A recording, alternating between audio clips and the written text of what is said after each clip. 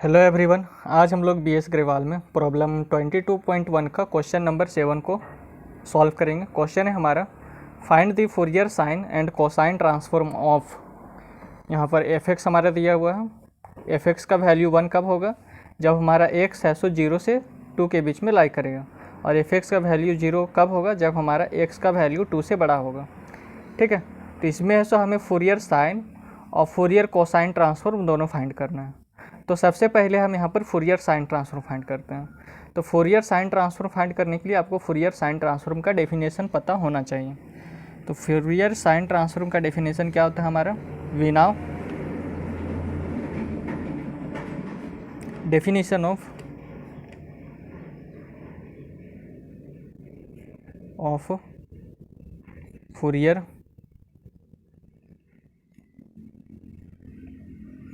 Sign transform.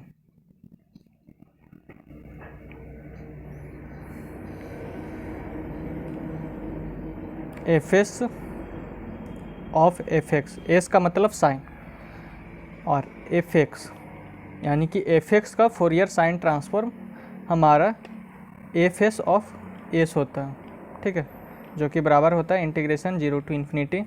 और यहाँ पर जो एफ एक्स है वो एफ एक्स हमारा यहाँ पर आता है। ओके, और यहाँ हो जाता है साइन एस एक्स और इंटू डी एक्स। तो एफ एक्स का फूरियर साइन ट्रांसफॉर्म फाइंड करने का मतलब है कि हम उसका एफ एस ऑफ एस निकालना चाह रहे हैं। ठीक है, एफ एक्स का फूरियर साइन ट्रांसफॉर्म फाइंड करने का मतलब है कि हम उसका एफ एस ऑफ एस निकालना चाह रहे हैं। और ये हमारा एफ एस ऑफ एस हमारा कैसे मिलेगा? जब हम इस वाले पार्ट को सॉल्व करेंगे तभी हमारा एफ एस ऑफ एस मिलेगा।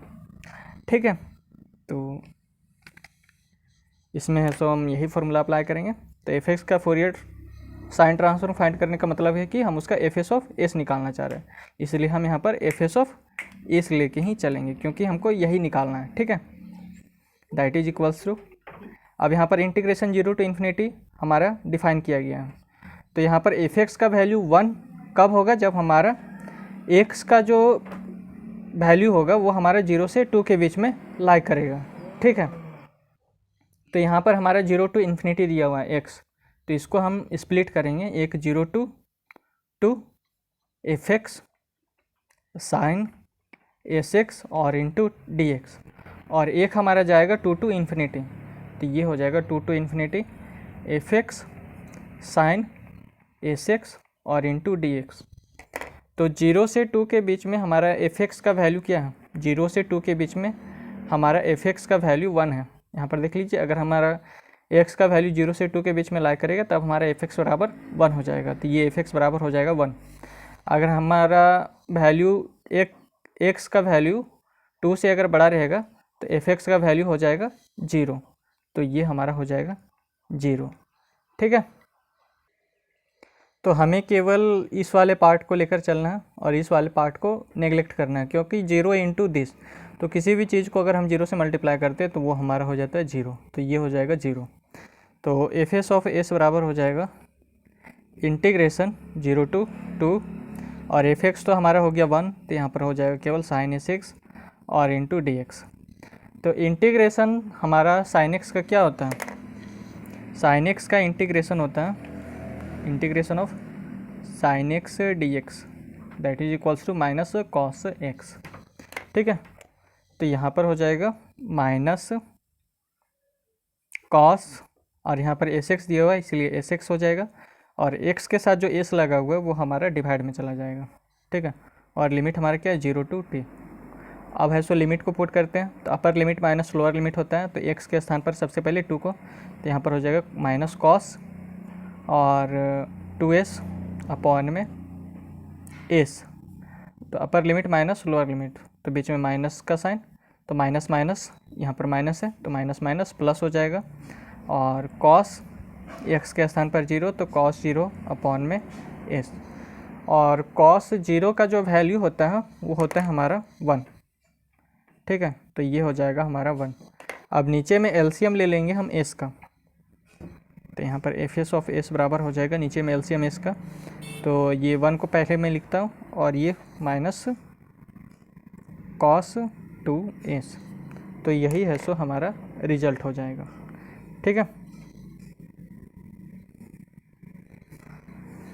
अब सेकेंड हमें क्या फाइंड करना है, फूरियर कोसाइन ट्रांसफॉर्म फाइंड करना है इसका। तो सबसे पहले आपको फूरियर कोसाइन ट्रांसफॉर्म का डेफिनेशन पता होना चाहिए। तो यहाँ पर मैं उसका डेफिनेशन लिख देता हूँ।